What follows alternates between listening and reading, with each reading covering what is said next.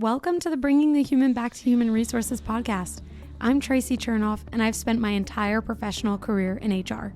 Each week, we'll explore the delicate balance between people and business with the aim to reconnect the two and create meaningful outcomes.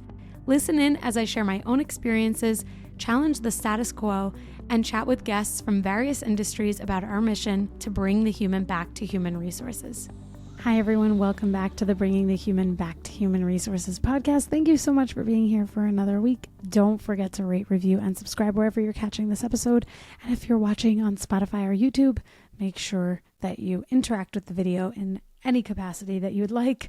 We are continuing the layoff series today or this week. And I just want to remind you that last week we covered the technical side of layoffs with Jenna Dunay, and she really helped us, I think, to better understand just generally like what to think about when it comes to layoffs. And we're going to talk a little bit about layoffs further in this episode, specifically around what it is to support or how we can support those who have quote unquote survived the layoff process, how to manage the process. We're also going to talk about, like the impact that layoffs have on HR professionals. And so we talked a little bit about some of that with Jenna, but we're going to go take a deeper dive, let's say, in this week's episode. And so really today's focus is about taking care of ourselves while supporting others. And really this is like probably something that you've heard before, but we can't pour from an empty cup. We can't be 100% there for someone else if we're not 100% there for ourselves. Like we have to be feeling our best in order to help others. Actually, this just came up in a class that I take my daughters to, and I was talking to another mom and I said, you can't be there for your child if you are not there for yourself first. And I really think it's true. And so let's start off with self-care for HR professionals. First of all, layoffs, I think I've probably talked about this before, but layoffs take a huge toll on us as HR professionals because ultimately we are human too. We carry other people's grief. So if someone's really, really upset or really affected, obviously everyone's affected by a layoff. But if someone is like very deeply emotionally affected by a decision a company's made, that affects us. And of course, I think we all have been through an experience where we've had to lay off employees that we didn't want to see go because not everything is 100% in our control. And it just can be very difficult. And especially if you think about like a mass layoff, you could be having multiple conversations that are really difficult in one day. And it's just a lot. And so sometimes we do have to pull ourselves out and think about how we are taking care of ourselves in the midst of all of that. There are some things that you should be aware of in the event that you are struggling with I don't want to say consequences, but I guess let's say it, the consequences of these layoff actions. And some things like that might look like emotional exhaustion, sleep issues, or having trouble sleeping or falling asleep, feeling like you're numb or totally like apathetic to certain situations, and even irritability with people who are closest to you, whether that's family, friends, or colleagues. And when we think about this numbness to situations, I've heard a lot of HR people say, oh, I'm just numb to this at this point, or I'm just numb to that. That numbness is not really the place that we want to go to, because when we feel numb to certain things, we potentially lose our humanity, or we lose the humanization of the person on the other end of that conversation. So if you do at any point hear yourself talking about how you're numb to something, or that you have a numbness in a particular situation, address that within yourself. Maybe talk to someone who could understand what you're going through, especially another HR person, because that's something that you definitely want to prevent and change, not suppress. We don't want to suppress anything, I suppose, but you definitely don't want to feel that way. And sometimes you might just need to make a career change if you're feeling numb. It's just not really what makes for the best circumstances for an employee who's relying on you potentially. And some things that I'd love to share with you that can help you to alleviate some of the stress related to actioning layoffs or difficult decisions. And that's scheduling breaks between tough meetings. So if you're laying off a few people at a time, then maybe scheduling breaks in between those times or whenever you can. Creating an end of day shutdown ritual. So if you have been here for a while, you know that when I first went remote, I would talk about, I think this must have been like in the first 50 episodes or so, but I would talk about how I would turn off like my lamp in my office because it signaled to me that I was done for the workday. And this was at a time when I was living in a 1-bedroom apartment. So it was very important that I had those rituals and separations, because when you don't create that separation or something that is demarcating your end of day, it's very easy for those things to spill into the other parts of your life. And so if you don't create those boundaries, then it's very difficult to maneuver, I think. Finding HR peer support, whether it's in a support group that might exist, or I should say communities. Like, for example, Hacking HR is a wonderful community. We had Enrique on for a few episodes ago, and he is someone that I would say leads a really strong community of HR leaders. So that's a great way to voice some of the things that you might be experiencing, and B, feel like you're not alone in this, and that you have a support or a support group, or like a network of people who really get what you're experiencing. If it's becoming something like really stressful for you, or you're really struggling, then certainly I would recommend finding outside support, like a therapist or a counselor. It's not lost on me that a lot of the work that many of us do, especially depending on your industry, can be really intense. And so if you need outside support, that's definitely something I would encourage. And then, of course, and finally, it's kind of like what I said before, creating boundaries between your work life and your home life. Of course, I know in some ways it's easier said than done. As I mentioned, I used to live in a 1-bedroom apartment in the city, and so I had to use my lamp as a way to denote when I was not working, just by turning off the light.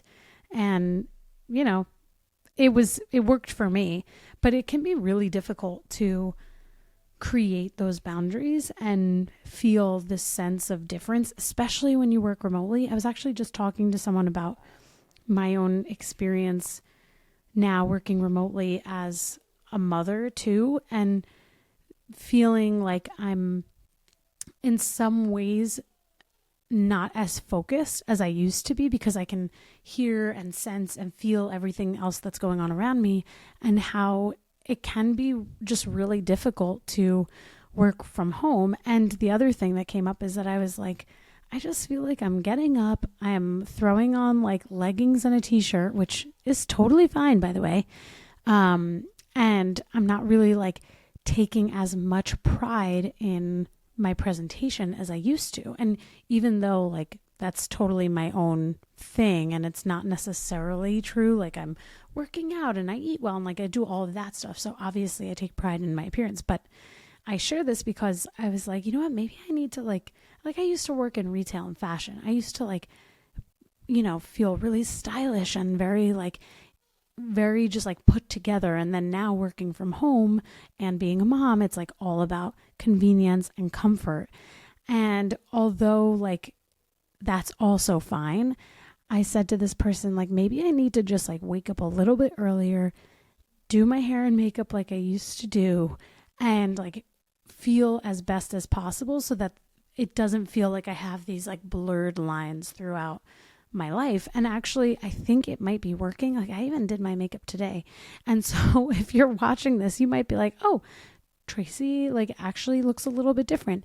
If you noticed, thank you. If you didn't, then that just means that I'm like every other person and I'm totally overanalyzing my own existence. So that's okay.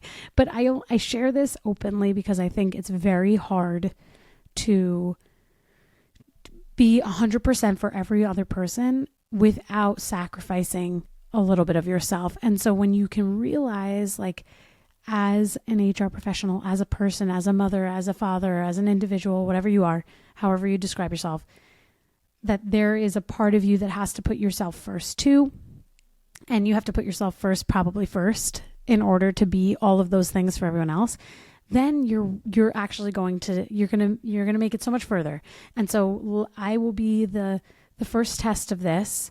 Hopefully, in all of my podcast recordings, I look more like and feel more like myself. Because frankly, it's also been really hard to record and find the energy and the excitement for my podcast, which is so weird because I love my podcast and I love all of you and I love making this content. But ultimately, when we have a lot going on, or when we're dealing with a lot of difficult things, like for someone who's dealing with a lot of layoff conversations, for example, it can just be really difficult. So be human, humanize yourself, bring the human back to human resources, if I may, and do things that enable and empower you to feel your best so that you can perform your best in and outside of work.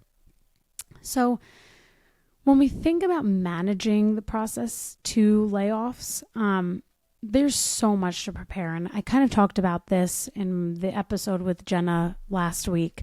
And if you didn't listen to that episode, I strongly encourage that you do. You don't have to listen to this layoff series in any particular order, but I do think it's helpful to hear her perspective, because there is so much that we can do to humanize this process and make the process as effective and clear as possible for people who are unfortunately on the receiving end of a layoff. So before any announcement or any communication is transmitted, there has to be some preparation, mental and physical, because if there isn't that preparation, that's when everything goes to crap. Obviously, we've seen companies who have failed to prepare. And they're also, we have to think about what that person is going to be experiencing or what those people are going to be experiencing. We should be thinking about what they might need, what support they might need, and ensuring that they're being told in a private space. I can't imagine anything worse than delivering a layoff conversation or laying someone off, let's call it what it is, in a space that doesn't allow for reactions or emotions. Like, that probably sucks. So definitely making sure that there is some privacy, especially if you're in person, you have a ton of control over that. If you're remote, it is a little bit harder, but do your best. And when you are ultimately in that conversation moment, stay composed and human, right? Like, this is the whole, again, if you will, bring the human back to human resources. Don't be a robot. Be prepared, but have a human approach to the person that you're speaking with. It's hard to do, to be composed and have empathy, but you have to find that balance. Sometimes it's in our facial expressions. Sometimes it's in our tone. Sometimes it's all of those things combined. But you really have to put that best foot forward to be as human as possible and to really, really focus on empathy and understanding. Allow for the silence in the conversation, whether it's silence on your end or silence for reflection from the person being told. And certainly if you're in person, expect big emotions and big reactions. And I think I say that in person because I've unfortunately had to lay off people in person and remotely. And I think when remote, people tend to turn off their camera, or they just kind of hold it together a little bit differently. Whereas in person, the emotions are felt a little bit more openly, I think, because they don't have that space on their own or alone to feel what they might want to feel. And again, have resources ready. So we learned from Jenna that there are all of these offboarding and outplacement resources that can be provided to employees who are being laid off. And that, I think, is a wonderful thing to consider offering to employees that you may need to one day have this type of conversation with. When we think about the follow-up to those conversations, for you, it's a good idea to take a moment to just kind of pause, take a deep breath, go for a walk, whatever it is that you might be feeling. Maybe you need to debrief with a trusted colleague or a colleague who might have been sitting in on that conversation with you. It's just like a lot when you know that you're terminating someone's employment and they don't have a job anymore, like that's heavy stuff. This is why I say, if you feel numb to that, you either have to leave the profession and find a different career, or you need to deal with that, because nobody wants to talk to a robot or be told by a robot that they're being laid off. Like, the human element is really, really important, and it just totally sucks. So it is okay if you need to feel your feelings. And then also, in terms of that process, following that communication, things should be delivered in writing, whether it's a severance or a separation agreement or a termination letter. There's something that ultimately will follow those sessions. So again, being as prepared as possible, partnering with other members of the HR team, partnering with legal, partnering with finance, whoever you need to collaborate with. That's something that you want to be prepared to do ahead of those meetings where you are ultimately having these conversations. And, Jenna brought up a great point last week, which was that there is sometimes survivor's guilt from those who are remaining with a company after a number of colleagues have been let go. And some of those common reactions, other than survivor's guilt, are fear that they're next, anger and grief for the colleagues who have been laid off, a drop in productivity. Totally, totally normal. People are distracted, they're upset, they're annoyed, they're afraid. Productivity is just not the number one thing that's going on. And then sometimes we also see people overwork because they want to prove that they're worth keeping, because again, this fear comes up that they might be next. So being very, very cognizant of those common reactions and being open to having to work with someone, or even talking really to be open and talk to those particular people who might be displaying some of these things.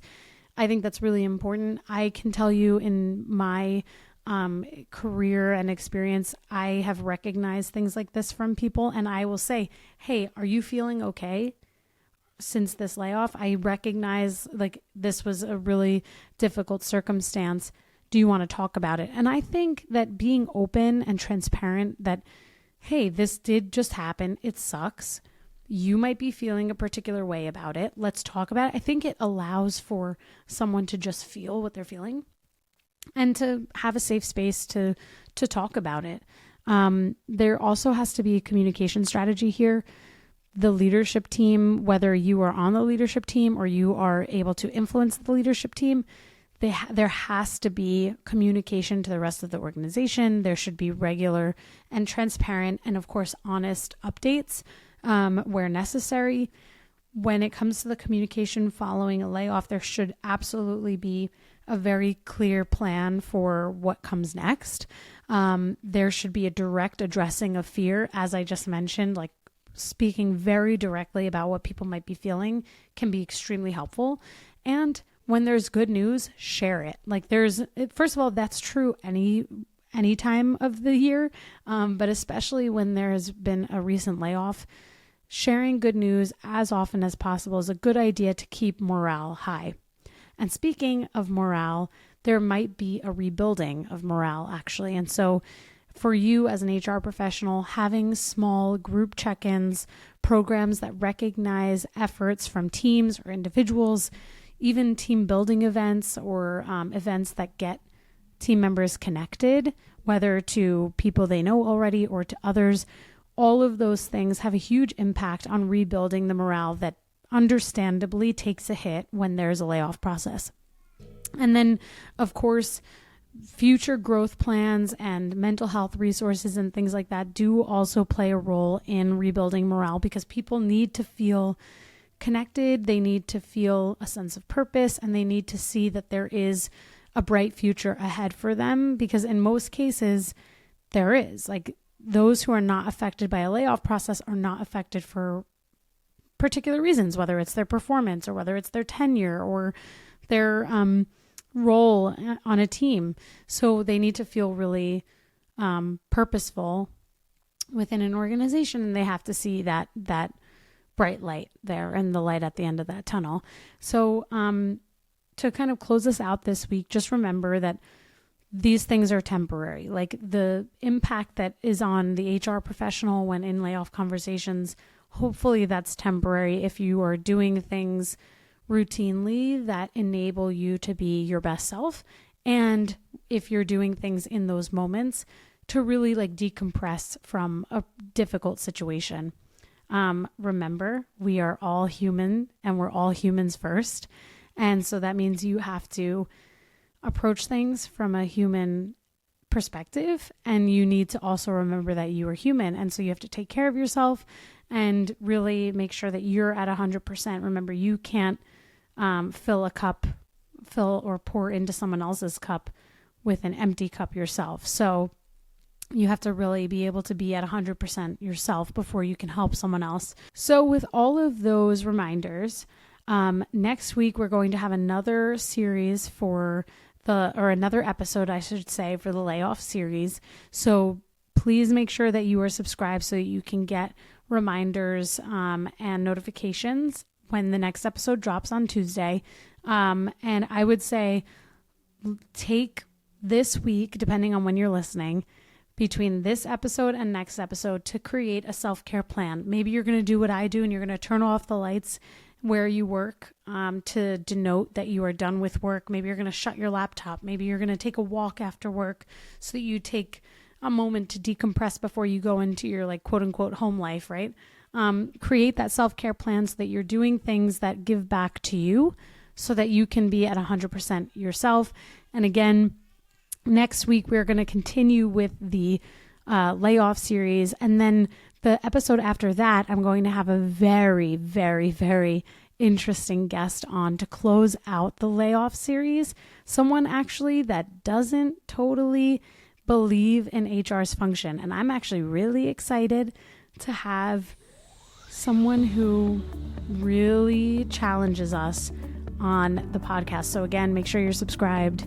If you like this layoff series, let me know. You can always email me at contact@hrtraci.com. You can go to my website, hrtraci.com, and submit a form and let us know some feedback.